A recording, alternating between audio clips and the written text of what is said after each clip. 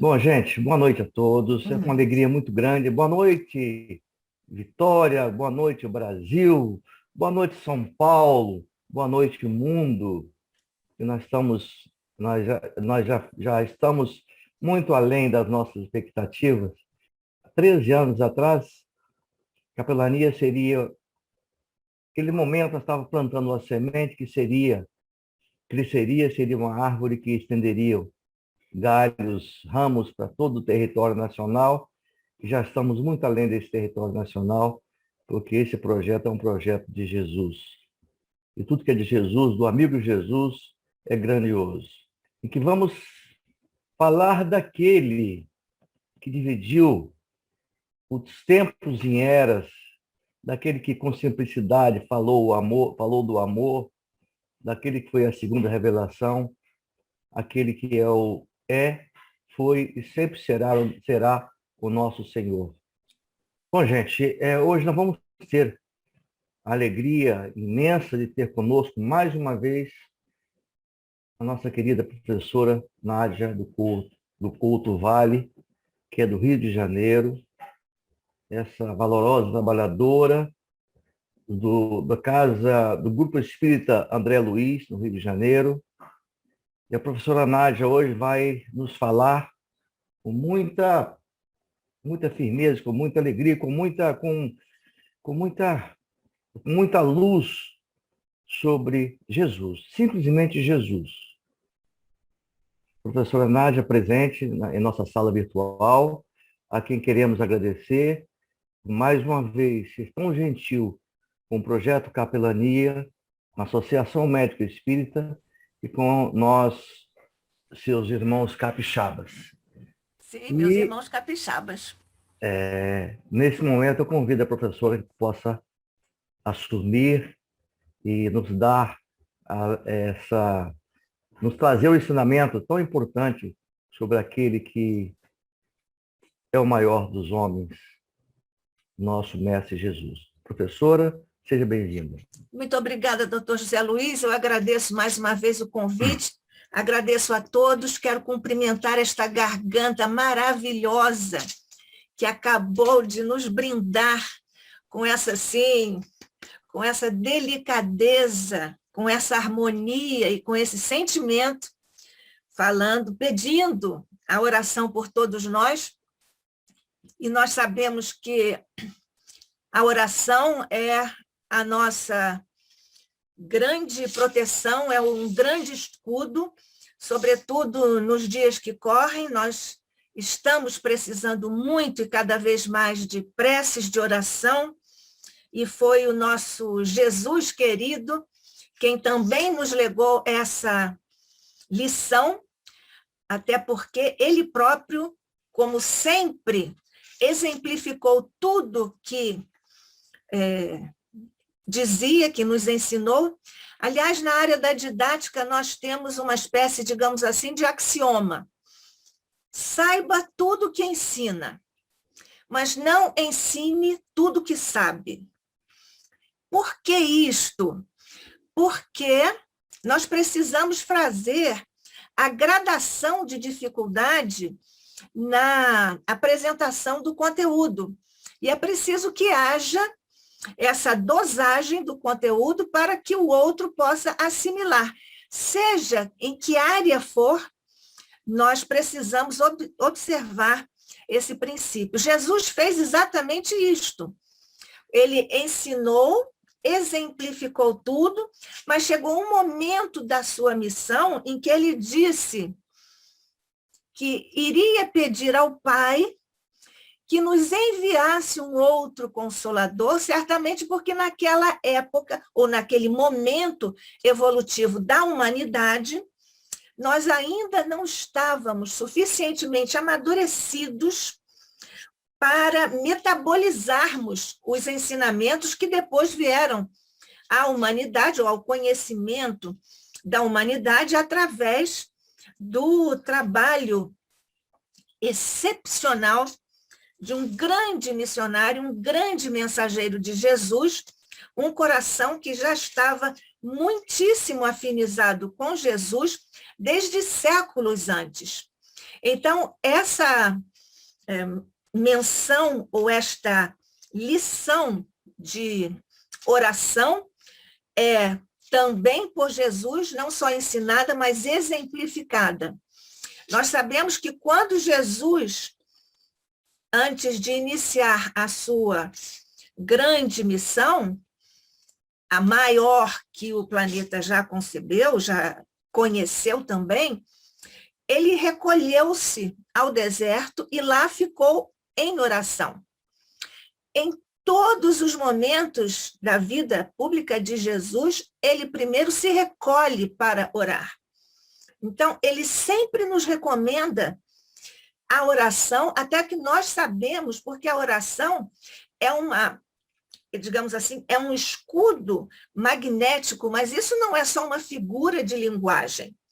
A oração efetivamente mobiliza as ondas de que hoje fala a física quântica, mobiliza todas as ondas e faz até uma, não digamos alteração, mas uma orientação das ondas no nosso entorno, no nosso campo magnético, para que nós possamos vencer as grandes dificuldades, os grandes desafios, como estão hoje batendo a nossa porta, como parte da humanidade, nós e a toda a humanidade, cada qual vivendo esses momentos desafiadores, que, aliás, foram também trazidos a nós e anunciados com 2 milênios de antecedência para todos nós, porque ele disse que nós haveríamos de enfrentar ranger de dentes, mas ele próprio, ao mesmo tempo, pela misericórdia superior, de superior estatura, de superior dose de amor, de misericórdia, de acolhimento, de proteção, ele próprio disse: eu estarei convosco até o final dos tempos. Não se turbe o vosso coração. Crede em mim.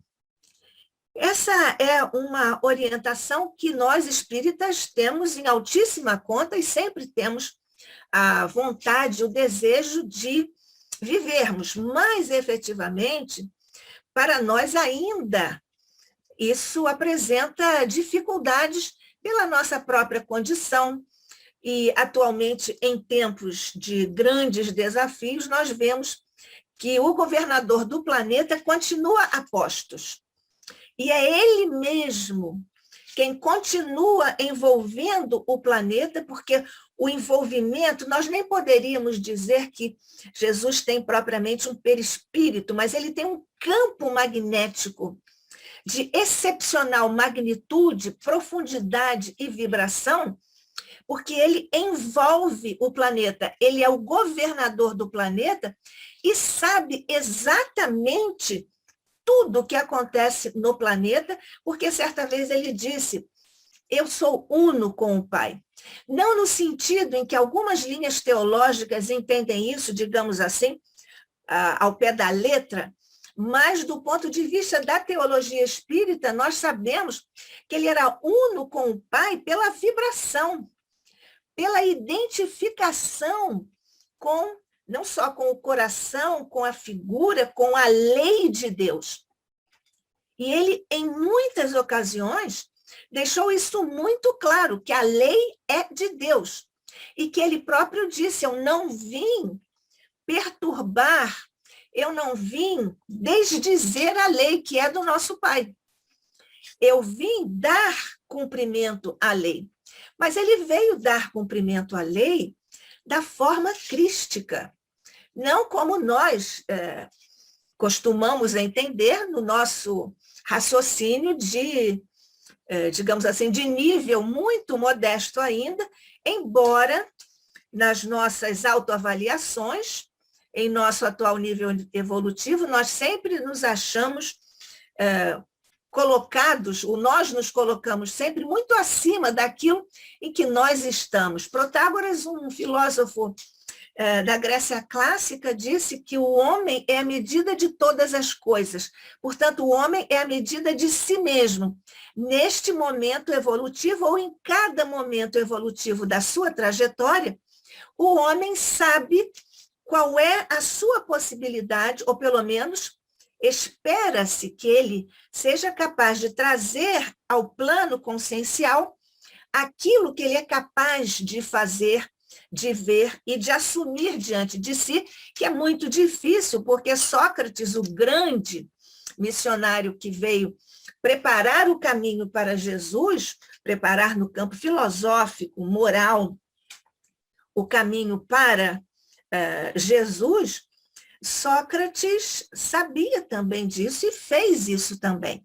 Então, nesse particular, nós estamos aqui rememorando situações de um Jesus que nós sabemos que existe, sentimos que ele nos protege, sentimos que ele é o governador do planeta, mas nós não conhecemos Jesus. Que sabe a criatura humana, sobretudo no nível evolutivo de um mundo de expiação e provas, que sabe a criatura humana a respeito de um ser crístico? Que sabemos nós? Nós podemos imaginar. E é certo que a cada vez que nós revisitamos o tema e estudamos e nos aprimoramos emocionalmente, espiritualmente, moralmente, nós nos aproximamos, como dizem os matemáticos, em aproximações sucessivas. Esse é o caminho evolutivo do ser na Terra e, de resto, no universo, porque sabemos que os nossos mentores também passaram por estas trilhas evolutivas. E, neste particular, como é que nós conhecemos um ser crístico?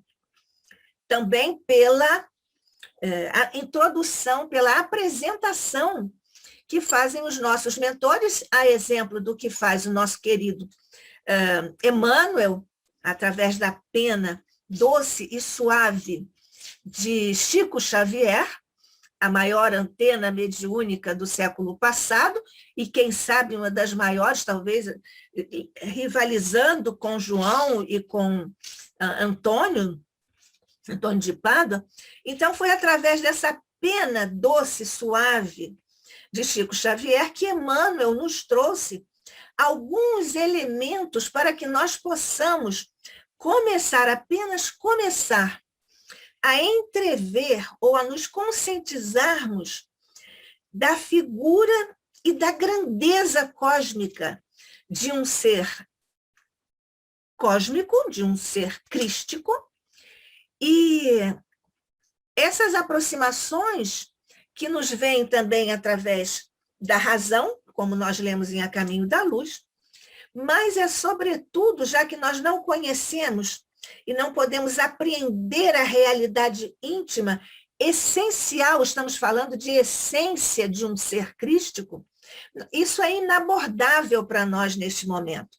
Então, é desse ponto de vista, dessa perspectiva, que nós, melhor dizendo, e mais, digamos, delicadamente, inscrevendo no nosso íntimo, é muito melhor nós, claro, pensarmos em conhecer o Cristo cada vez melhor, mas sentirmos o Cristo. Porque se nós nos pusermos em condição de receptividade às vibrações, às irradiações, às intuições, às proteções, às misericórdias de Jesus para com cada um destes nossos irmãos, que somos, na verdade, tutelados de seu amor, quando Jesus faz isso, nós sentimos Jesus. E aí não há como uma pessoa que esteja, cada um de nós, que esteja receptivo à captação dessa vibração de Jesus, não há ser que possa negar a presença, aquela brisa suave que nós sentimos quando pensamos em Jesus.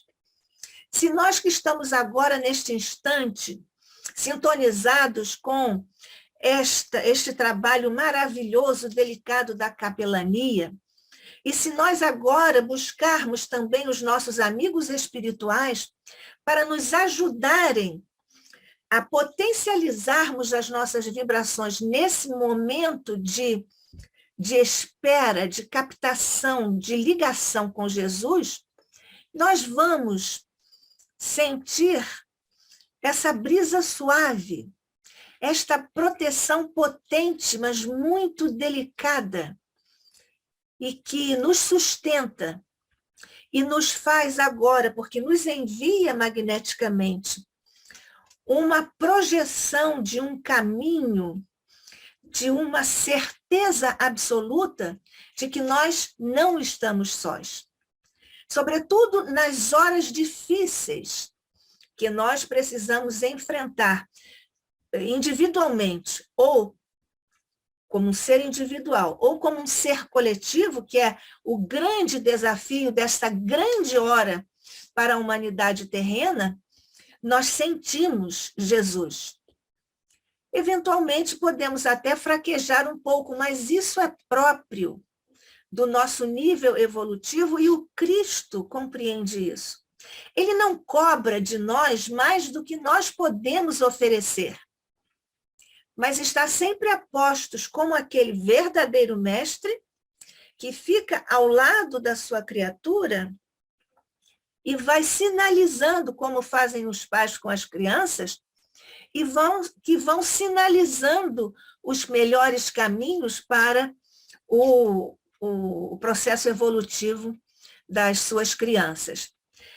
Foi, aliás, a propósito das crianças, e aproveitando que nós estamos em um dia dedicado às crianças, foi Jesus quem elevou o estado de criança, não a criança em si, mas o estado vibratório da criança, e nós vemos que está lá em O Livro dos Espíritos também esta lição, porque o estado de criança é o estado do espírito que está em condição de pureza da alma, de lucidez infantil, se é que podemos dizer isso, na inocência da criança, mas não é essa inocência desvinculada do conhecimento ou desvinculada da realidade. É a inocência da pureza do coração que caracteriza esse ideal de criança de que nos fala o Cristo. O Cristo falou sobre essa pureza de criança também em outra oportunidade, quando ele nos trouxe o insuperável Sermão da Montanha.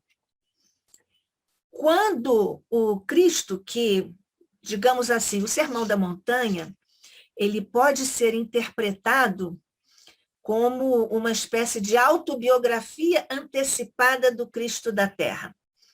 Nós aqui até sairíamos um pouco do contexto para, se nós nos detivéssemos apenas agora no Sermão da Montanha, até porque o Sermão da Montanha merece muitos encontros a respeito de cada uma das bem-aventuranças. Mas nós vamos agora, já que estamos aproveitando esse gancho da pureza da infância como uma figura emblemática de situação ou de nível espiritual, Jesus, quando disse bem-aventurados os puros de coração, ele usou a palavra katharos. O grego katharos quer dizer aquilo que está imaculado, aquilo que em essência está em grau de pureza ou em estado de pureza e que não se conspurca de maneira alguma. Qualquer coisa que se lhe aproxime não consegue alterar a essência daquilo que o Cristo usou, usando a palavra grega, que é katharos, que é essa pureza que não se conspurca. ela própria já não se conspurca e também não se deixa conspurcar por quaisquer outras circunstâncias que se lhe coloquem no entorno. Aliás, foi o próprio Cristo também, que, falando sobre essas purezas, ele falou nos lírios do campo. E a figura trazida, Jesus sempre usou muita imagética, né? Usando as nossas experiências no campo da experiência vital do homem.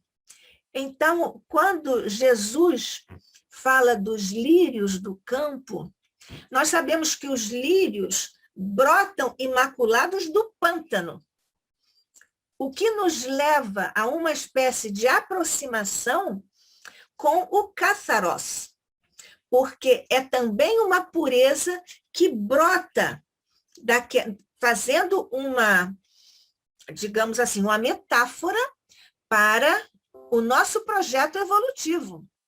Porque se nós estamos em processo evolutivo, nós estamos brotando, e esse é o desiderato, e é mesmo a lei de Deus, nós todos estamos saindo, vamos brotar das nossas próprias sombras, numa espécie de pântano, digamos assim, apenas para preservarmos a imagem do Evangelho.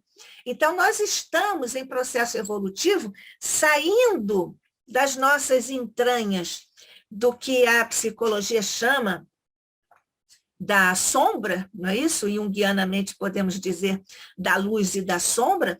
Então, desse ponto de vista, também aqui nós temos uma, digamos, proposta evolutiva de nós atingirmos o nosso estado de pureza espiritual para atingirmos a nossa culminância de cátaros.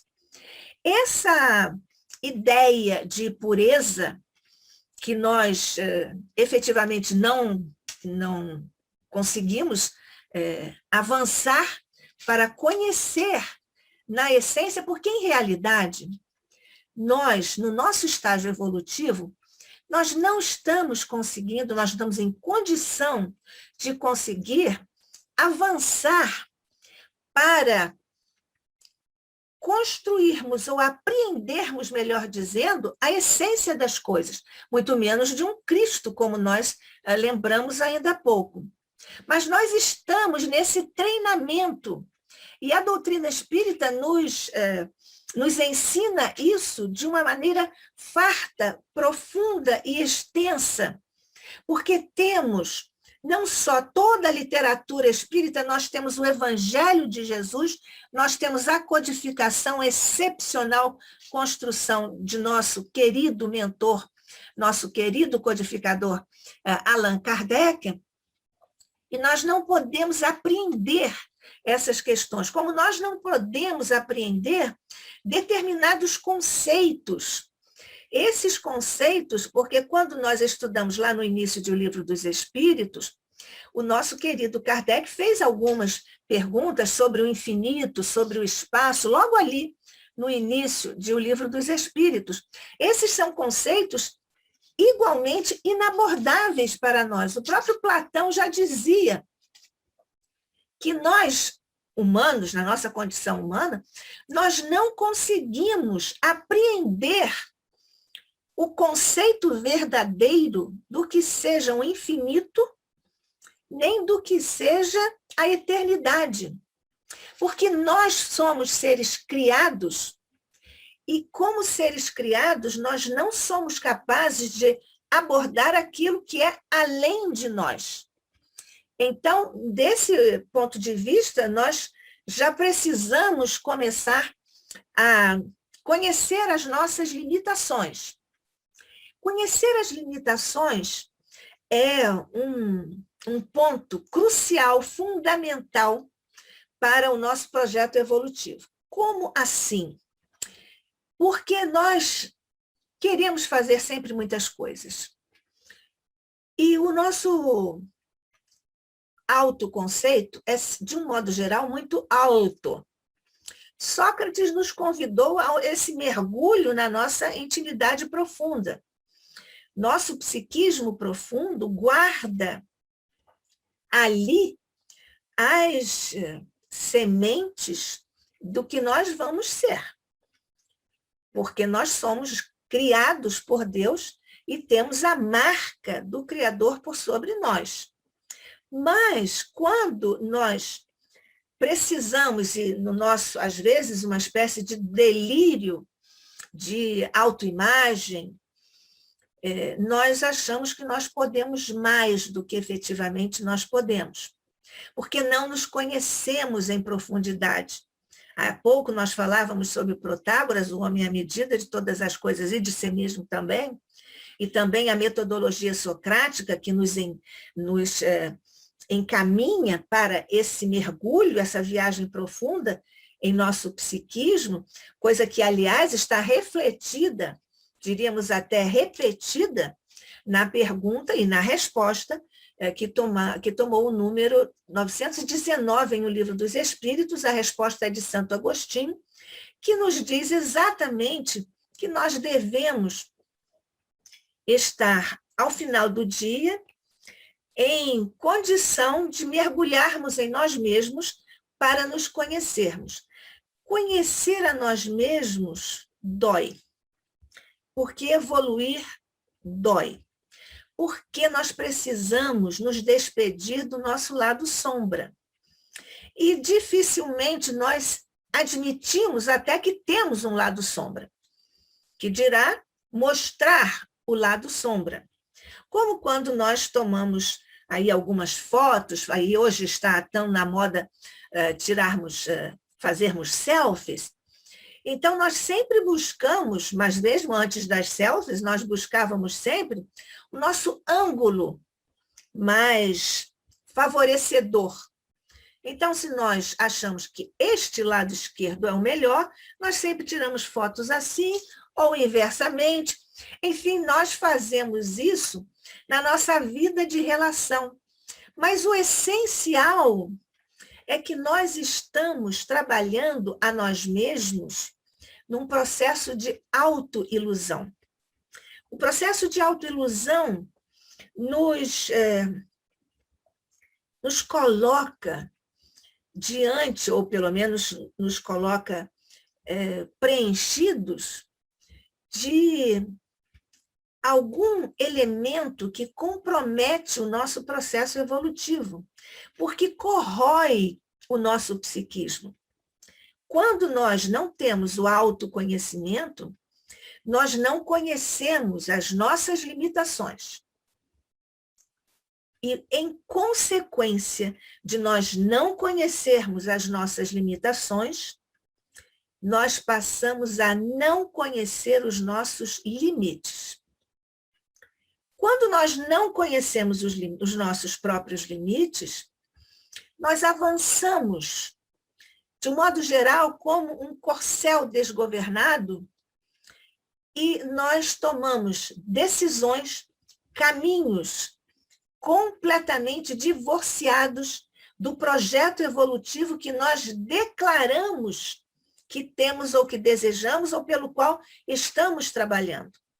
Mas esse processo de autoilusão é que faz com que nós nos desviemos da nossa própria rota.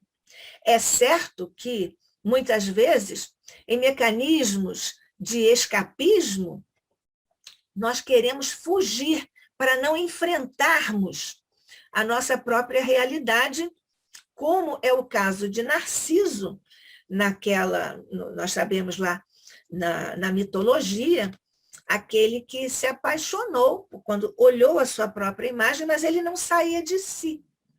Claro que esse mito é muito, muito rico. A psicanálise tomou por empréstimo e tomou vários momentos e várias figuras mitológicas que estão aí estudadas nesse campo da psicologia, da psiquiatria e da psicanálise, principalmente.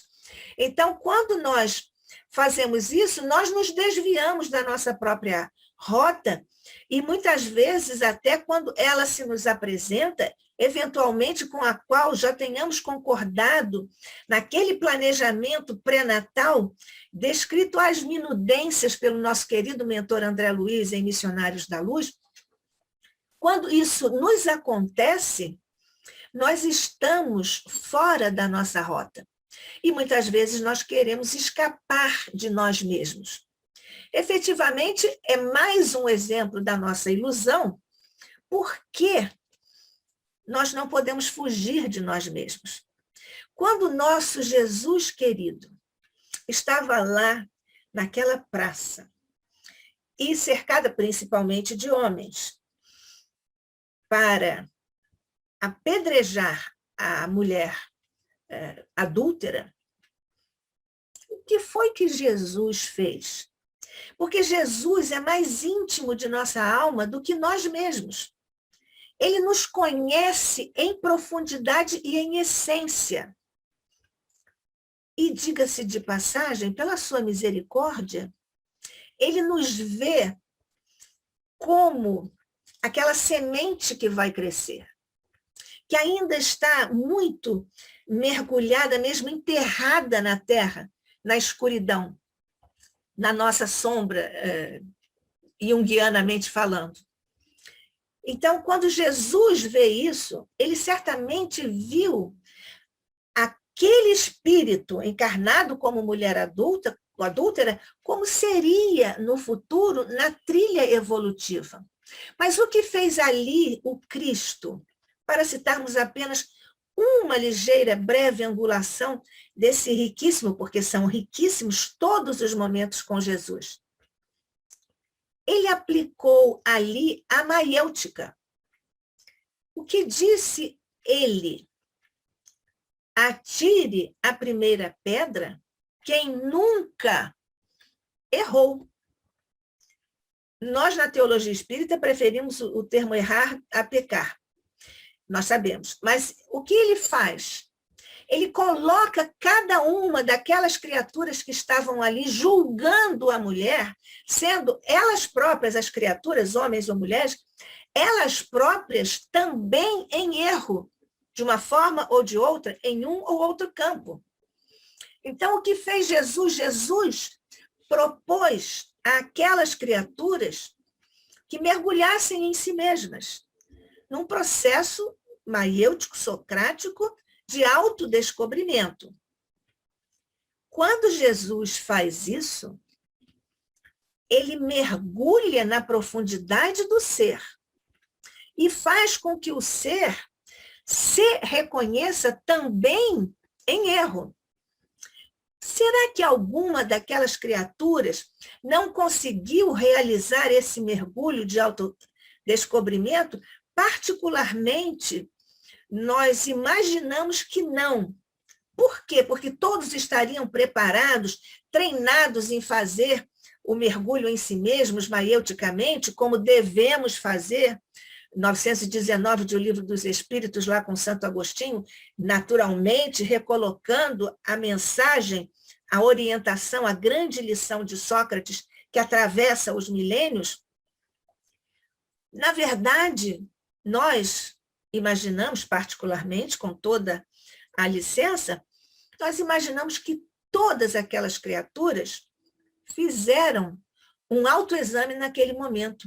Não porque estivessem treinados, que nós devemos treinar todo dia, mas por causa do magnetismo profundo de Jesus.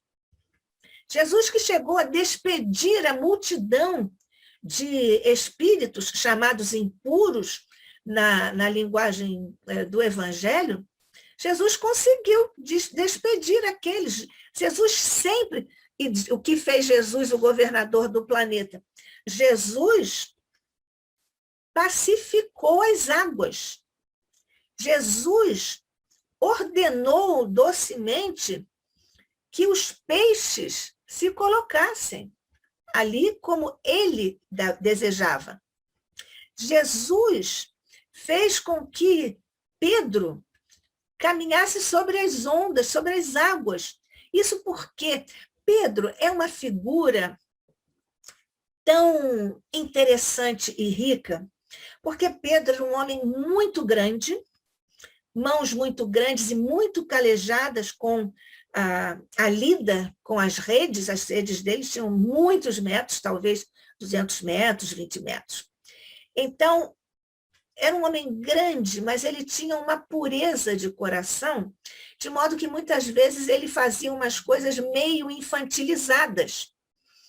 Então, é uma criança, não é? Que pede assim, eu quero ir aí andando também, porque Jesus tinha a sua magnífica figura cósmica caminhando sobre as águas, flutuando sobre as águas, porque Jesus, mesmo antes, quando milênios e milênios atrás, ele se constituiu como governador do planeta, ele já sabia todas as combinações de todos os elementos da Terra e possivelmente de fora da Terra.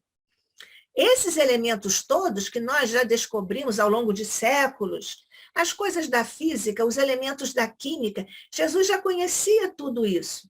Portanto, ele podia perfeitamente andar sobre as ondas, como ele trabalhou a água lá na festa de Caná. Então, quando Pedro, quase que como uma criança, de uma certa forma pediu a Jesus, eu queria tanto também andar sobre as águas.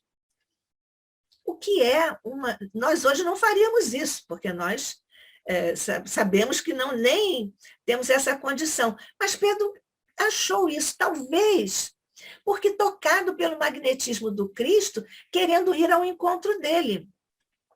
E ele começou a ir, porque a identificação dele, do coração dele e da vontade dele, que é essa grande alavanca, como nos diz Leon Denis, ele desejou tanto que a sua vontade imprimiu força, direção, e naturalmente imantado com a figura de Jesus, com o magnetismo de Jesus, com a presença de Jesus, porque a presença de Jesus, que nós percebemos ou perceberíamos, e se ele nos aparecesse aqui hoje, nós perceberíamos como um de nós.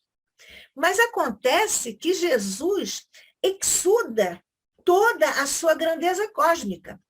Como nós próprios exudamos as vibrações, os elementos, as energias que constituem o nosso campo magnético chamado campo áurico. E quanto mais nós evoluímos, mais esse nosso campo se avança, né? Cresce. Nós sabemos que a NASA veio até aqui para avaliar, a palavra parece que é essa mesmo, avaliar a mediunidade de Chico Xavier. O que fazia aquele homem naquelas circunstâncias já de todos conhecidas?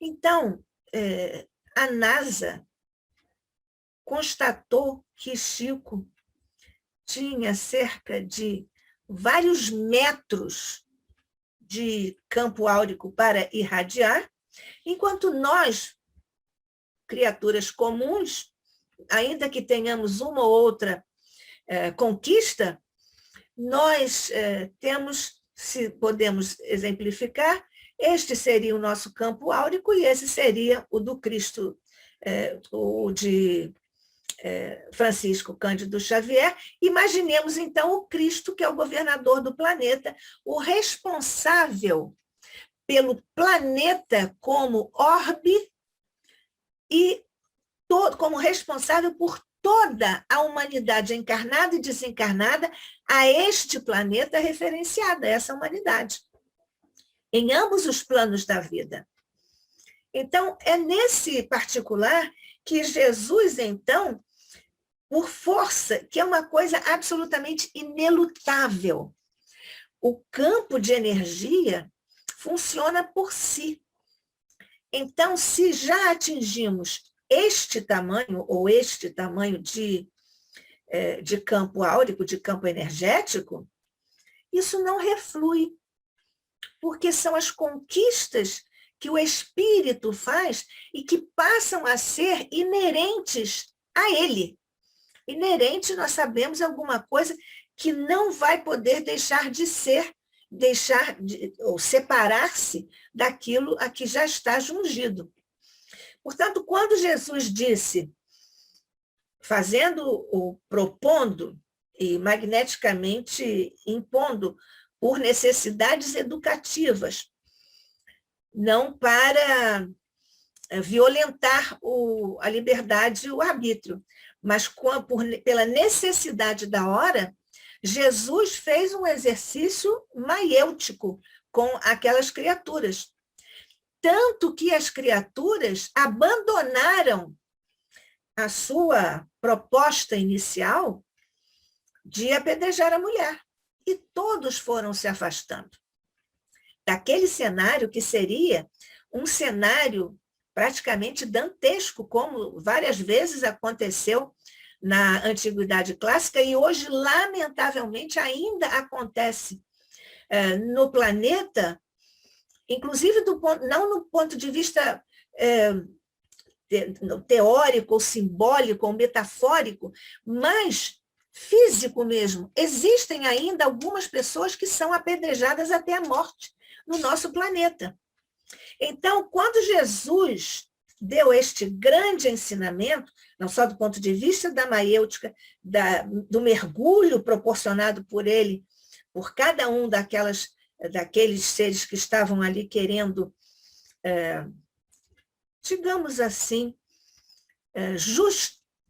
fazer justiça, entre aspas, com a mulher, Jesus também deu este ensinamento de que é com esta situação que nós precisamos avaliar o outro, estar junto do outro.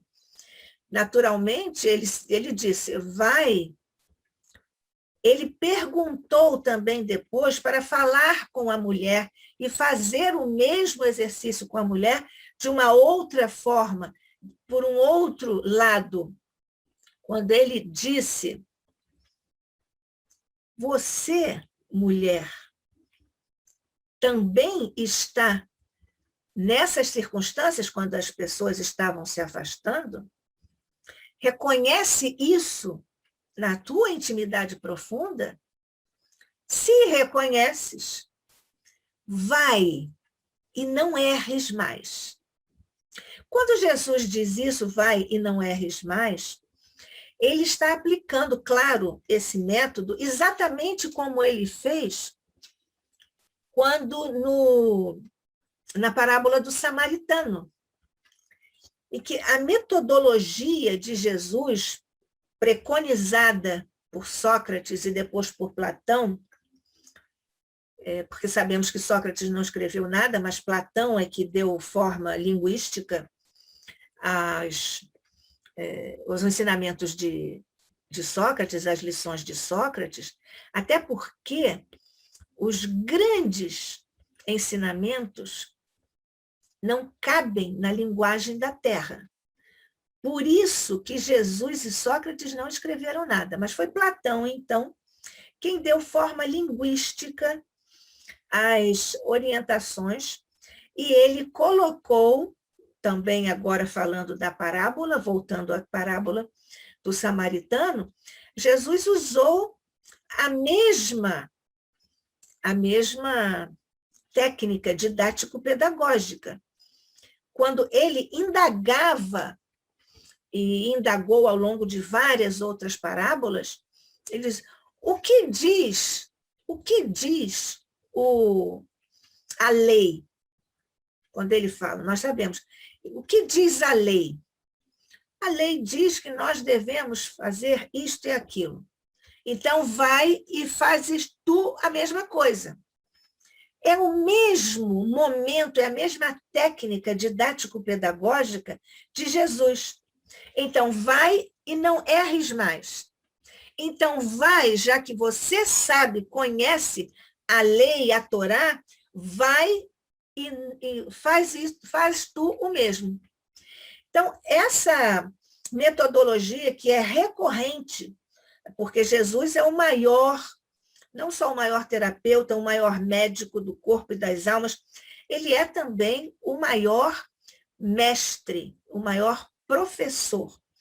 Aqui nós, na realidade de hoje, nos sistemas de ensino vigentes na Terra, nós sabemos que mestre é aquele que tem um curso de doutorado depois do curso de graduação, mas nós até também incorporamos a palavra mestre como aquele que tem sabedoria e está ali como um manancial de orientações para todos nós.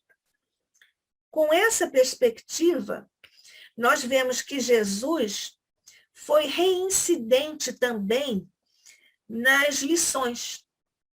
Na verdade, o espírito superior trabalha em um nível de habilidades intelectuais que nós chamamos síntese.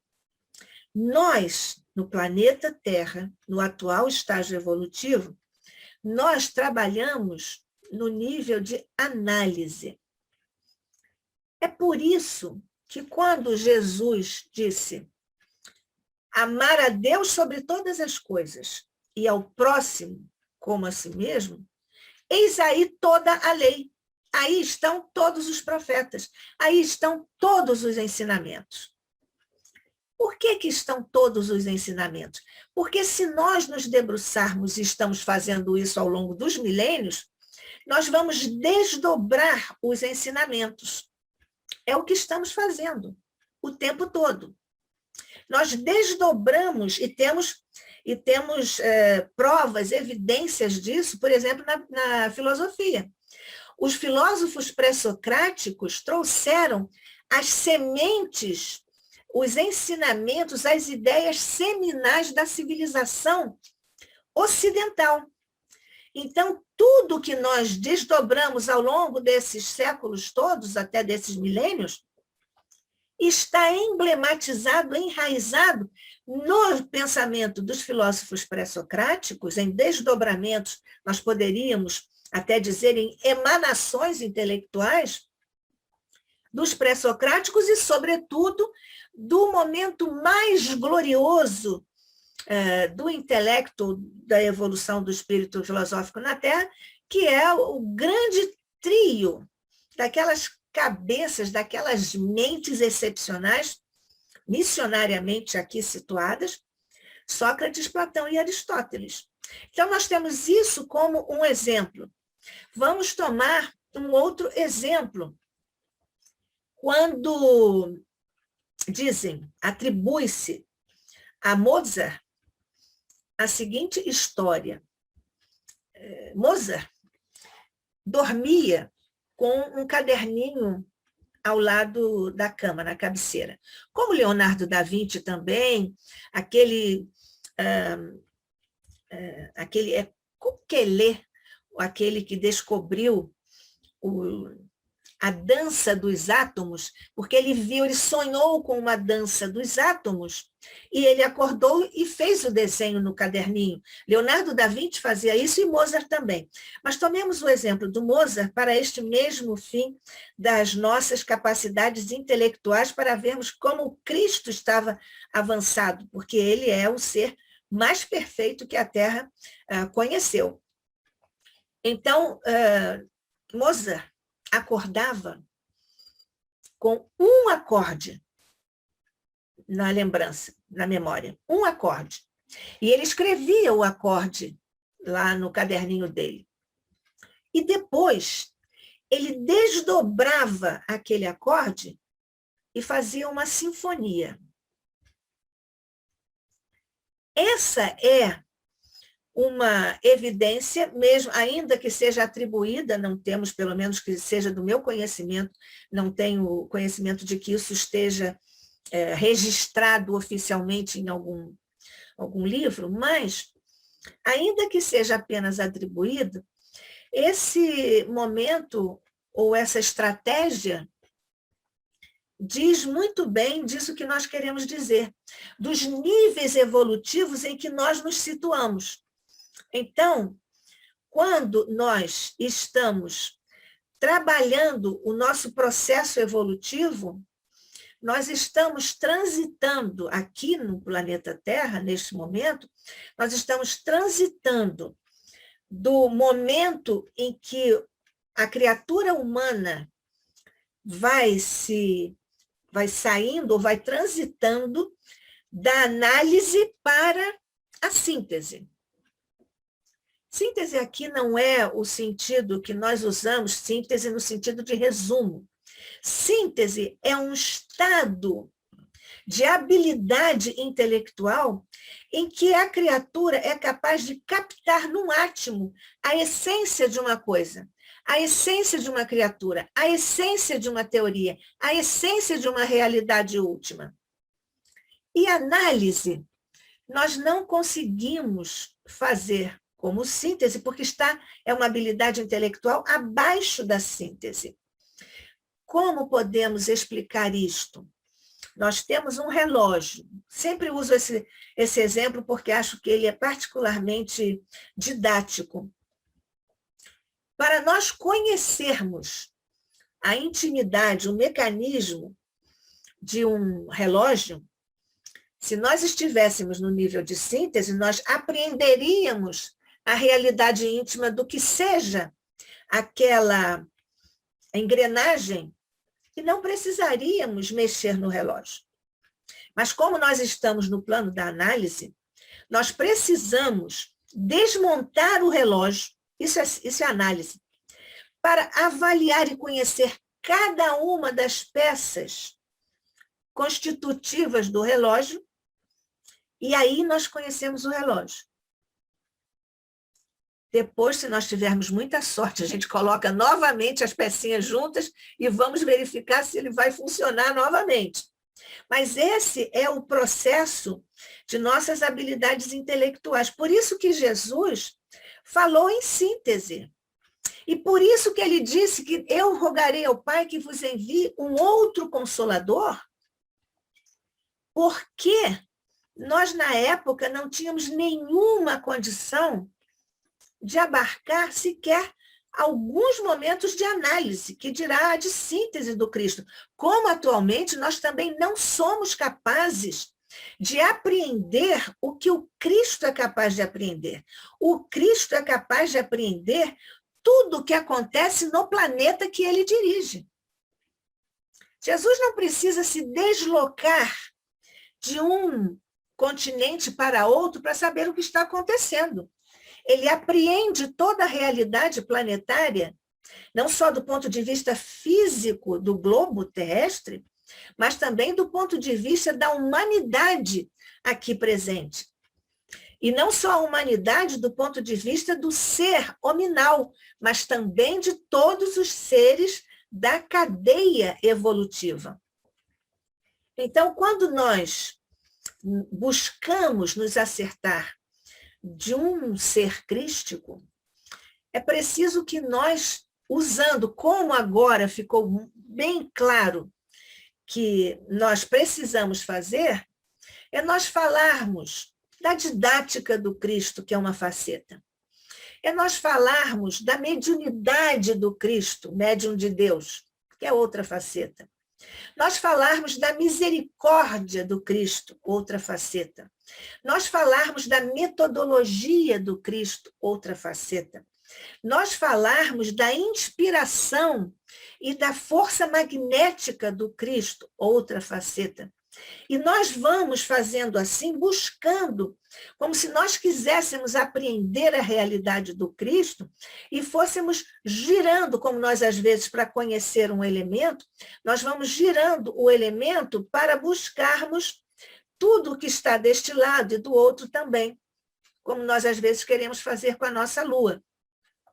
Então, nós, pela nossa atual condição, a realidade de um ser crístico, como o Jesus, o Cristo do nosso planeta, da Terra, nós devemos, com humildade, reconhecer que essa realidade é inabordável para nós, do ponto de vista intelectual, cognitivo, mas do ponto de vista da emoção, Pela emoção, nós estamos ligados ao coração do Cristo.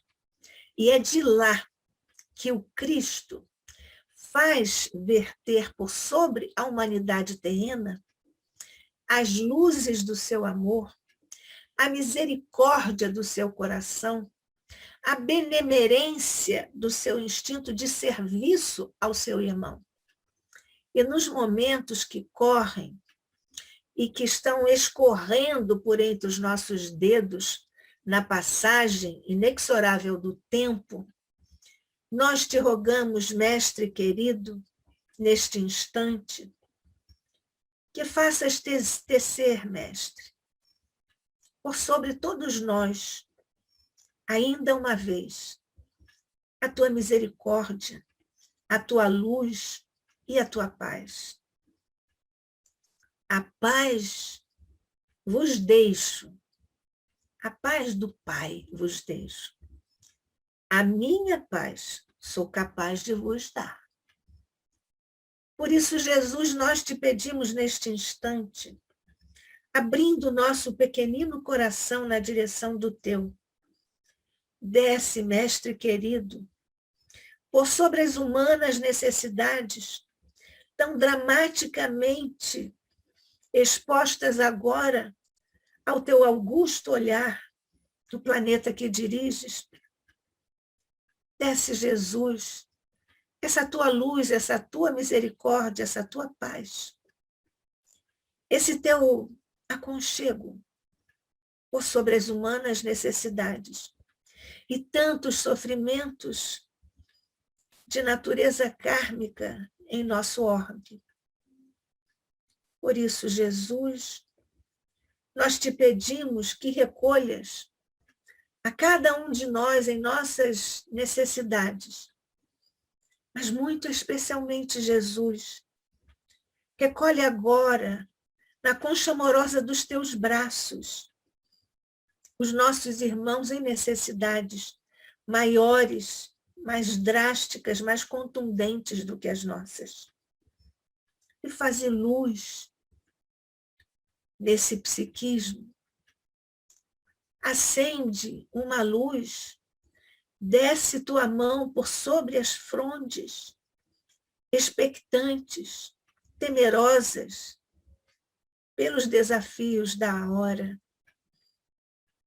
E deixa, Mestre, que esses nossos irmãos experimentem a grandeza do teu amor, a tua presença crística, a exalar e exudar energias de caridade suprema que só tu neste planeta podes oferecer. E faz ainda, Mestre, uma caridade de aceitar agora as vibrações que te oferecemos. Nossas mãos, Mestre, estão praticamente vazias de conquistas, mas nós te rogamos que nos permitas participar deste exercício de caridade, ainda que tão tímida. Mas permite-nos, Mestre, pela matemática do amor, tu possas multiplicar, como fizestes com tantos pães e peixes, essas nossas parcas de vibrações que te oferecemos, para irmos ao encontro dos nossos irmãos. Alguns deles nós conhecemos e vamos buscá-los em nossa mente agora, sob a tua direção. E busquemos também, Mestre, agora, todos aqueles irmãos que não conhecemos, mas que por tua inspiração queremos agora acolher e servir. Desce, portanto, essa tua misericórdia. E se algo ainda nos for lícito pedir-te, nós te pediríamos e te pedimos, ardente e sinceramente, que abençoes nossos projetos no bem, que abençoes a capelania, que abençoes todos os locais onde se ora com fervor na direção do poder supremo do universo, nosso Pai. Para que essas vibrações também possam ir ao encontro de tantos sonhos, de tantos projetos no bem, acalentados por tantos corações e tantas mentes. Ajuda, Mestre, os nossos irmãos na realização de seus desejos e sonhos lícitos, para que se engrandeçam, se iluminem, se construam e possam ajudar na construção do tempo novo, da geração nova, da vibração nova e da nova vibração da Terra, onde, quem sabe em breves tempos, possa tremular a bandeira da fraternidade entre os homens e as nações, e o amor, Mestre, possa constituir-se no estatuto insuperável da humanidade terrena. Tua paz e tua luz, por sobre todos nós, nossas mentes e corações, esteja conosco, agora e sempre, sob a bênção de nosso Pai. Assim seja. Com muita emoção, com muita alegria em todos os nossos corações, eu quero estender essas vibrações que a nossa irmã acaba de nos enviar a todos os hospitais, a todos os doentes, a todos os acamados, a todos os sofredores nesse planeta de provas e expiações, para que possam receber a saúde tão almejada. Quero agradecer agora a nossa professora Nádia Couto do Vale, pela beleza desse momento, pelas pérolas que trouxe às nossas almas, pelo subsídio que nos trouxe ao nosso conhecimento, ao nosso aprimoramento na arte de transformar pranto em sorriso e de colorir o ambiente. E também agradecer a esse irmão espiritual que esteve tão juntinho dela nessa noite, que me tira lágrimas nesse momento, e que, irmão, que trouxe para nós, através da mediunidade da nossa irmã, a oração, a prece tão profunda que acabamos de vivenciar. Obrigado, Senhor, por este momento. Professora Nádia, eu peço à senhora a paciência, um pouco mais de paciência, para a gente possa permitir que os nossos irmãos aqui presentes nessa sala possam interagir, tá? E eu tomo a liberdade de fazer a primeira colocação. A senhora falou, Jesus nos conhece em profundidade e essência. O professor Eurípides Barçanufo, o nosso patrônomo, o nosso mestre, em seu desprendimento espiritual, encontrou-se em um campo verdejante, um campo muito agradável, com um ser de luz que nada mais era do que Jesus. E testemunhou que Jesus chorava. Eurípides perguntou, Senhor, por que choras? Choras pelos descrentes do mundo? E o Senhor lhe respondeu, não, meu filho, eu choro por aqueles que conhecem o meu evangelho, que conhecem as verdades que eu falei, que eu ensinei, e que não as praticam.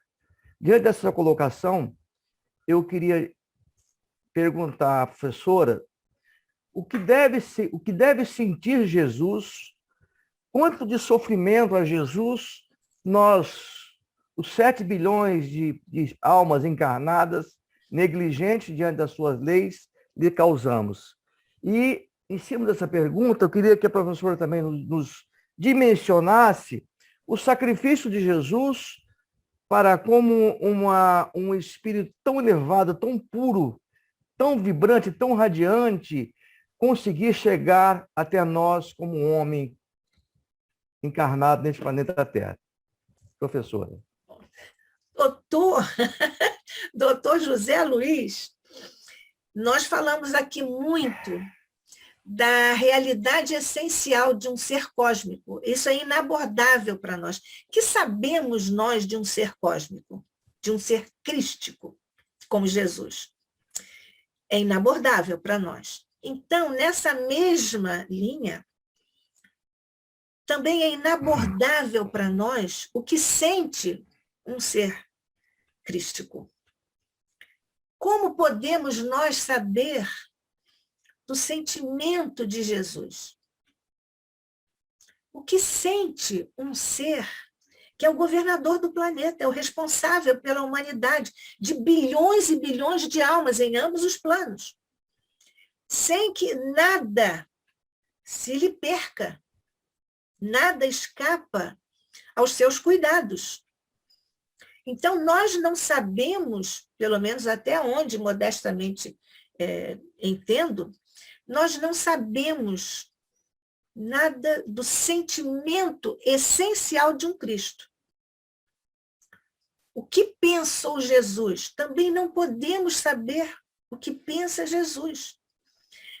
Pelas nossas informações doutrinárias, no Evangelho mesmo, nós podemos tirar ilações e também podemos seguir as informações que os mentores, os espíritos superiores nos trazem, sobretudo através de Kardec.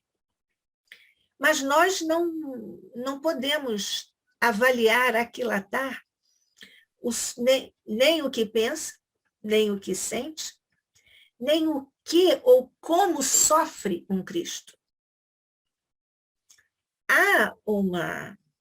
Eu acho que, doutor Zé Luiz, o senhor pensou na desencarnação do Cristo, quando falou do sofrimento. Eu achei que era isso, né? Não, na encarnação, no processo encarnatório, na concentração material a que ele teve que ser submetido. Sim. Mas agora que eu já toquei ali, deixa eu só arrematar aqui a ideia, porque quando Jesus foi crucificado, mortificado, aviltado, açoitado, aquele sofrimento de Jesus não é igual ao nosso sofrimento. Tanto que, como ele respondeu ao Eurípides, o que foi que ele disse a Eurípides? Ele disse exatamente isso. O sofrimento é diferente. Em última análise, ele disse isso ou não? Sim. Ele disse isso. Como Jesus chegou à Terra? Em primeiro lugar, a trajetória de Jesus começou há bilhões de anos, porque ele próprio disse, o Pai sempre trabalha, o Pai não para de trabalhar, e o trabalho de Deus é criar. Então, Deus cria em espíritos, e certamente que cria orbes, cria até universos, porque a física hoje nos habilita a falarmos em universo assim no plural, né? Universos no plural, né? Então, Jesus, desde aquele início da trajetória, que também não podemos avaliar nem situar, mesmo a muitos dos nossos mentores, o acesso a essas informações também não é liberado, nós sabemos, eles próprios dizem nos textos para nós. Então, Jesus foi criado como nós. Por isso que ele é nosso irmão, por paternidade divina. Mas a lei é a mesma de todos os tempos, a lei de Deus, perfeita, imutável, como ele próprio, Deus. Então, Jesus fez uma trajetória, segundo alguns, fez uma trajetória em linha reta. Nós vamos ler lá em O Consolador, por Chico Xavier e Emmanuel. Ele fez uma trajetória em linha reta, o que significa que ele avançou no seu processo evolutivo e se tornou iluminado, potente e até crístico em muito menos tempo do que nós vamos nos tornar. Porque nós temos uma espécie assim, talvez eu esteja sendo um pouco jocosa, mas nós às vezes ficamos com saudade do nosso erro. Nós erramos, aí nós prometemos, eu agora não vou mais fazer isso. Daqui a pouco, ou daqui a uma semana, nós despertamos, mas não é que eu caí novamente na minha própria armadilha? Não é isso? O ser que vai fazendo em linha reta a sua evolução, claro, ele atinge patamares vibratórios, evolutivos muito mais rapidamente, mas nós, cada um no seu tempo, o universo não tem pressa. Deus não tem pressa. Então, nós todos chegaremos lá. Uns mais rápidos, outros mais lentos, mas nós chegaremos lá. Mas isso depende de nós. Dependeu de Jesus e ele rapidamente fez a ascensão em linha reta, segundo alguns. Nessa condição, ele se tornou um membro daquela comunidade de que nos fala Emmanuel na introdução, talvez não seja no primeiro capítulo, acho que é na introdução à obra A Caminho da Luz, em que ele nos dá a notícia de que há uma comunidade excepcional é para mim, nos meus termos, é excepcional uma comunidade de espíritos altissimamente evoluídos. E eles têm a capacidade de dar as diretrizes para a evolução de tudo. Jesus faz parte desta comunidade, como espírito. É a informação que temos, pelo menos, que eu tenha no momento. Quando Jesus, e essa comunidade de seres angélicos perfeitos, essa comunidade se reuniu, segundo a tradição dos registros superiores espirituais, apenas 2 vezes nos milênios. A primeira vez, quando ia se desprendendo da nebulosa solar,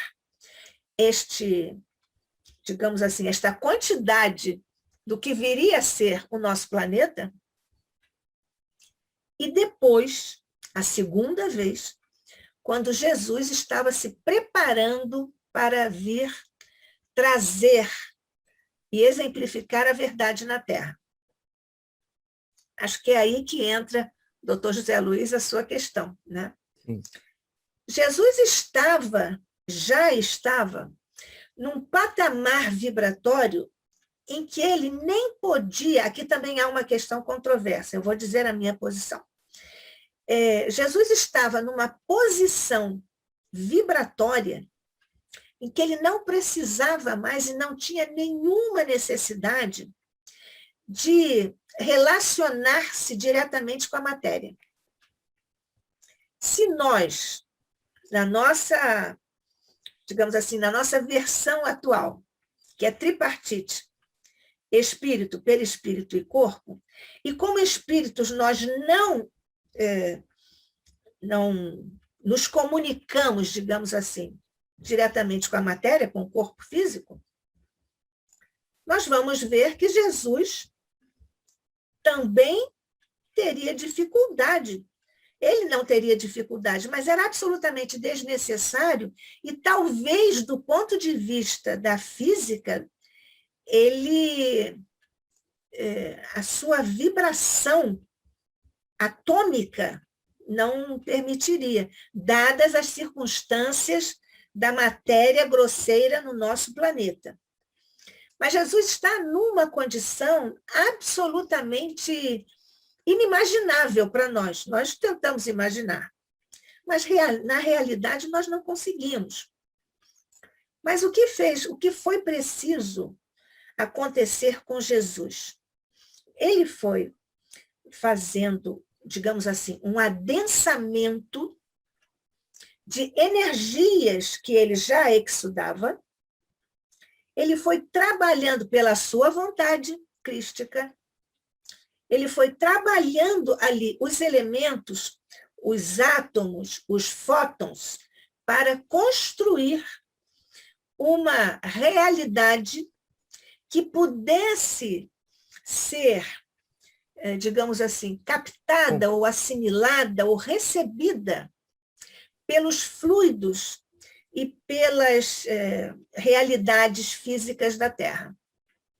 Então, é o processo de adensamento das energias que estavam num plano muito sutil, mas ele foi precisando fazer esse adensamento. Alguns falam em, no mínimo, 1 milênio nesse processo.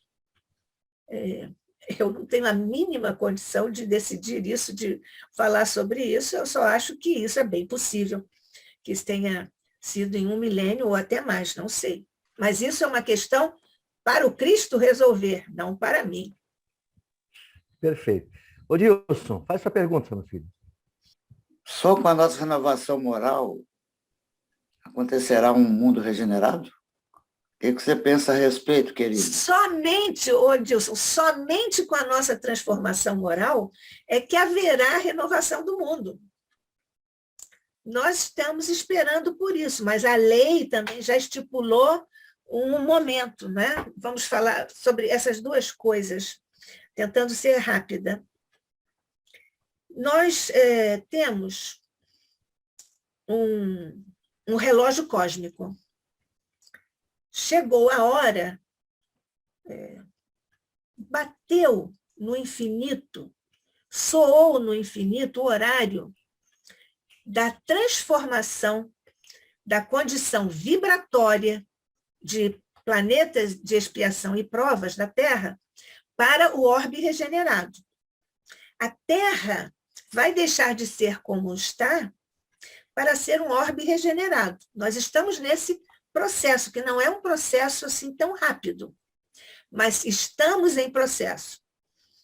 E quando nós pensamos nessa transição de vibração, alguns dizem, o mundo vai acabar. O mundo não vai acabar fisicamente, mas vai acabar o mundo de vibração e energias deletérias, inferiores, do homem velho, quando a humanidade for fazendo a sua transformação individual e quando as transformações constituírem um amálgama de energias renovadas, aí sim o planeta estará renovado. Odilson, basta nós lembrarmos o que está dito lá na resposta, em O Livro dos Espíritos, na resposta à última pergunta, 1019.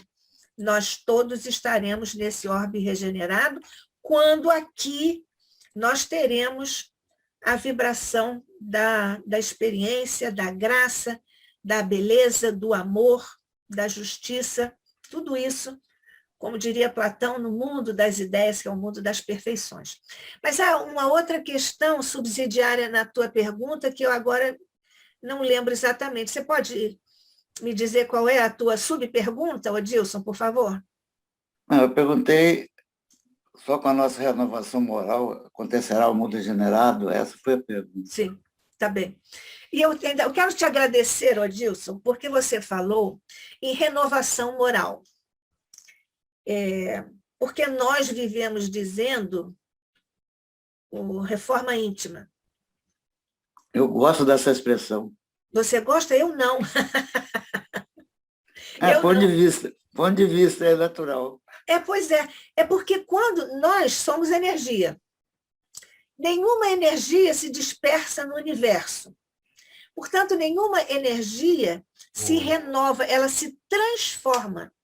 Eu, particularmente, até hoje, pode ser que me tenha escapado, na leitura da codificação, eu nunca encontrei, salvo não tenha registrado, mas eu só encontro transformação moral, transformação íntima. Por isso que eu dou preferência a essa expressão. Mas os próprios espíritos dizem, em O Livro dos Espíritos, em muitas oportunidades, eles dizem assim: entendei-vos quanto às palavras.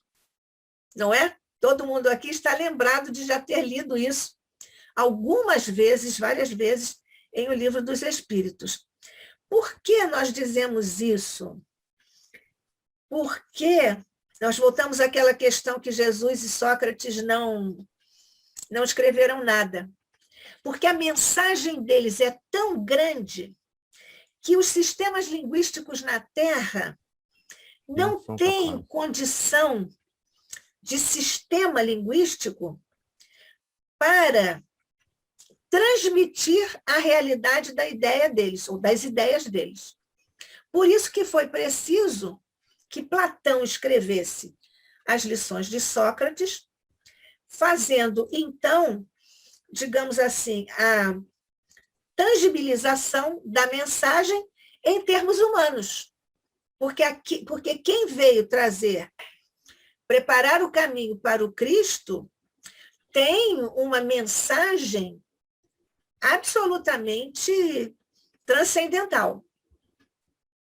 Então, quando nós dizemos que o próprio Cristo precisou dos evangelistas e foram 4, cada um de uma perspectiva, porque o Cristo é uma realidade tão multifacética, tão grandiosa, que ela não cabe nos sistemas linguísticos da Terra.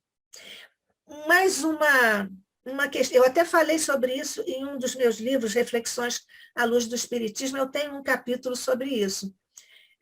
Entendei-vos quantas palavras. Por quê?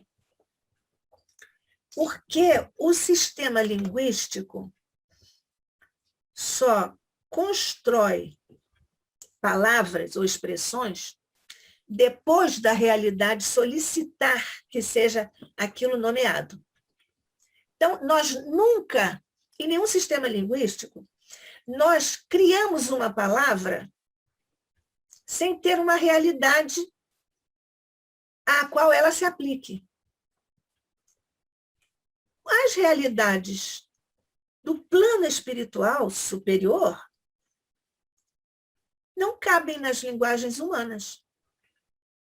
Então, os nossos sistemas linguísticos, por isso que foi necessário que houvesse os evangelhos, cada um de um ponto de vista e com um evangelista, e Platão.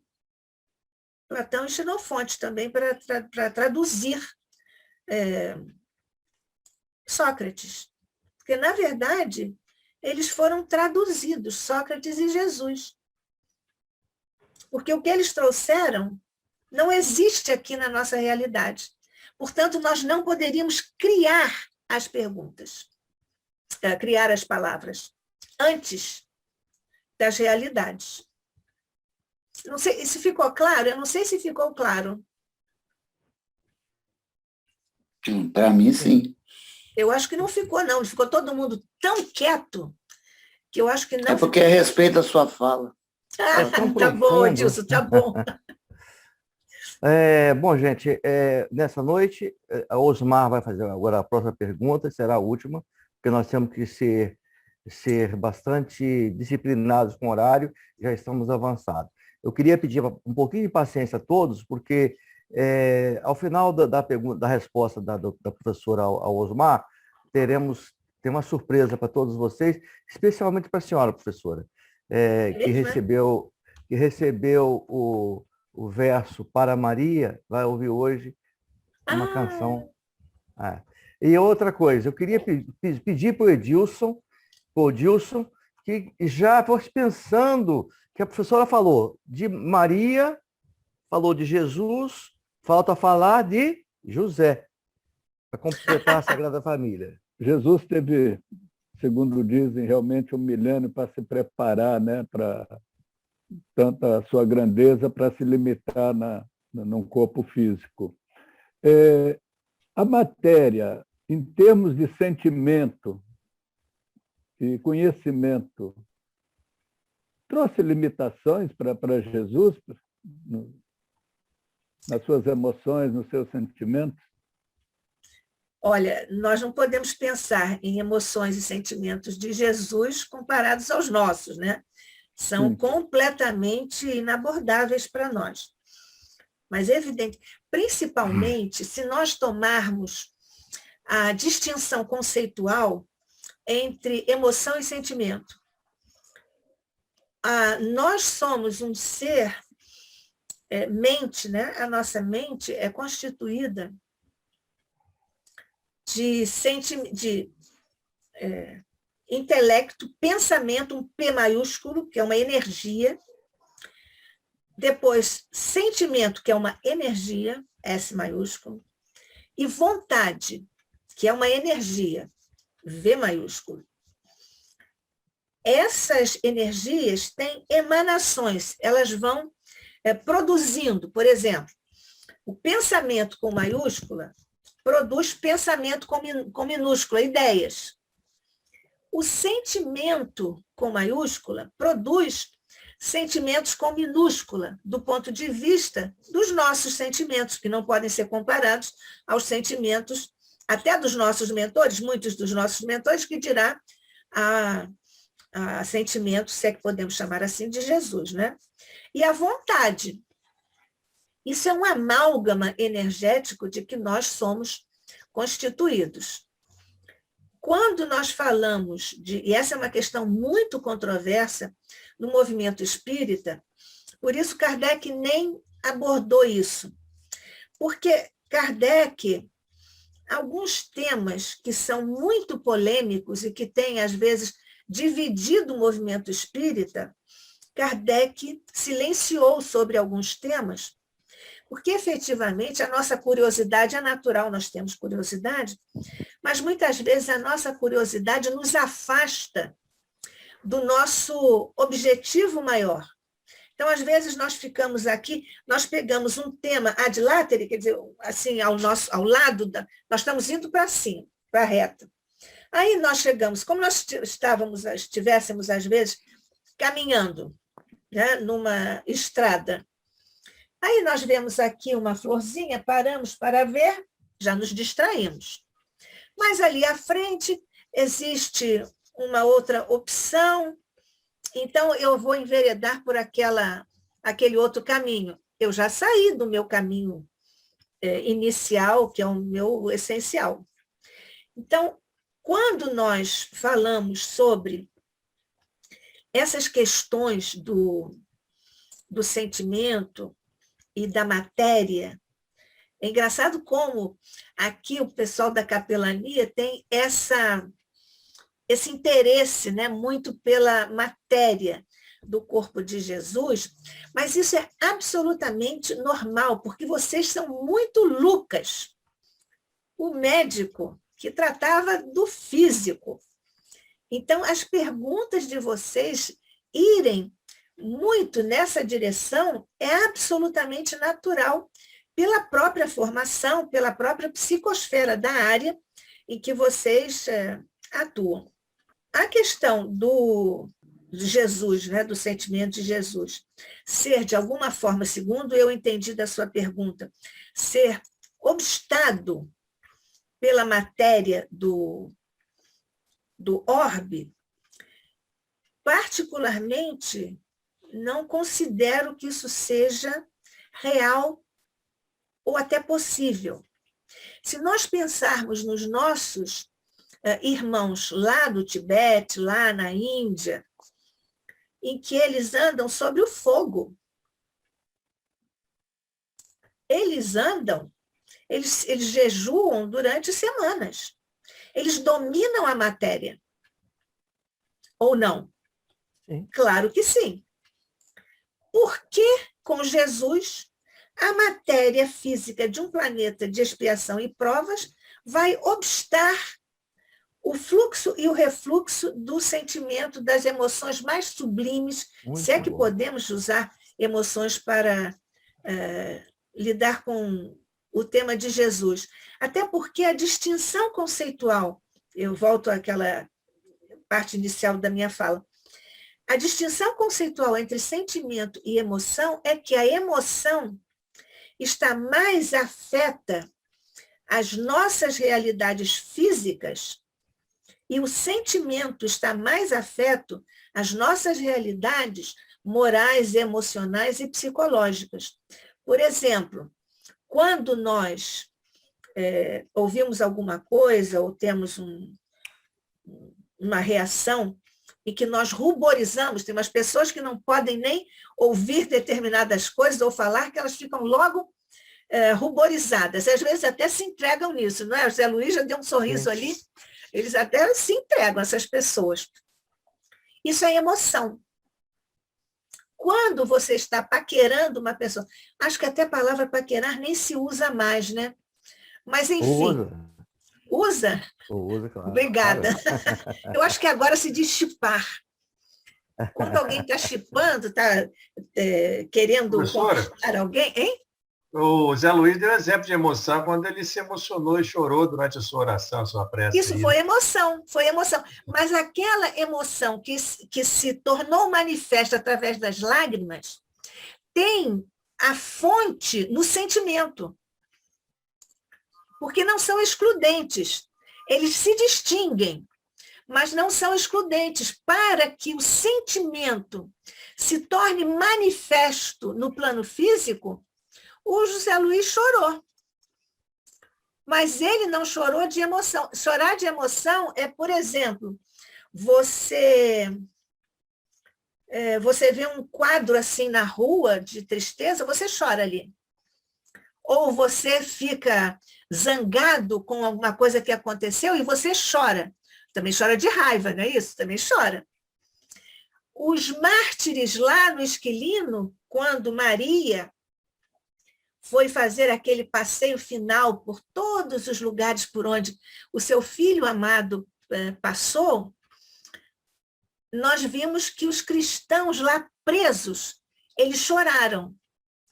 Aquilo não era só emoção, aquilo era um choro de sentimento, que vem ditado do coração. Outros choros, outras lágrimas, né? Parece que são as lágrimas frias, são as lágrimas da raiva, do ódio, da vingança e assim por diante, né? Então, nesse contexto, acho que eu fechei a minha ideia. Se eu disse alguma coisa que ficou faltando aí, vocês, por favor, me indiquem agora. Não, está faltando a senhora voltar para falar sobre o José. Pois vamos lá ver. Vamos lá ver. Tá A figura do José é uma figura pouco iluminada no Evangelho, né? Há muito pouca informação sobre o José. Muito pouca informação. Então, nós precisamos, digamos, pensar a figura do José no seu contexto e relacionado a outras figuras do seu entorno, talvez. Mas esse é assunto para a próxima palestra. Tá bom. Vai preparando. Bom, Tá gente, queremos agradecer do fundo do coração a nossa professora Nádia pela beleza dessa noite, por me trazer essa lágrima de eu estava exultação, uma elevação, uma coisa... É um sentimento, Zé Luiz. Superior que invade, que não tem como conter. Obrigado por esse momento, obrigada, senhora. Obrigado a Jesus por nos proporcionar mais uma vez essa emoção. Se você me permite, eu quero só, neste minutinho, dizer a vocês da minha gratidão pela forma como vocês me recebem, pelas vibrações com que vocês me cumulam durante a minha fala. Eu venho sempre com muito carinho, mas eu também sou alimentada pelo carinho de vocês, e vocês, então, guardem sempre a minha gratidão por essa até caridade que vocês me fazem com essa recepção tão generosa e de vibração tão superior. Pessoal, muito obrigada. Coraçãozinho para a professora. Coraçãozinho. Vamos colocar nosso coraçãozinho para ela? Aqui, coração. Isso. Quanta emoção. Professora Nádia. Diga. A senhora veio aqui e falou de Maria. Foi. Hoje é o dia de Maria. E como nos evangelhos, ela sempre deixou que Jesus aparecesse, não ela. Você falou de Jesus hoje, que é o dia dela. Boa lembrança, Osmar. Que lindo, que lindo. O mais lindo ainda foi a coincidência de o Odilson convidar a Aline Cristine para cantar hoje. E a música também de Maria, quer dizer. Mas nem existe coincidência, Zé Luiz. Zé Luiz foi instrumento de Eurípides, com certeza. Jesuicidência existe. Jesuicidência.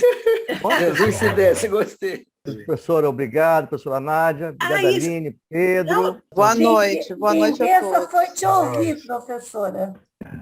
Ô, Lila, Muito um bom. beijo para você, querida. Obrigada. Beijo. Muito Tchau, obrigada. boa noite. Tchau, Boa tchau. noite. Obrigada, Boa querida. noite, Lili. Boa noite, Oi, José. Osmar. Boa noite. Todo Boa mundo. noite, Lilia.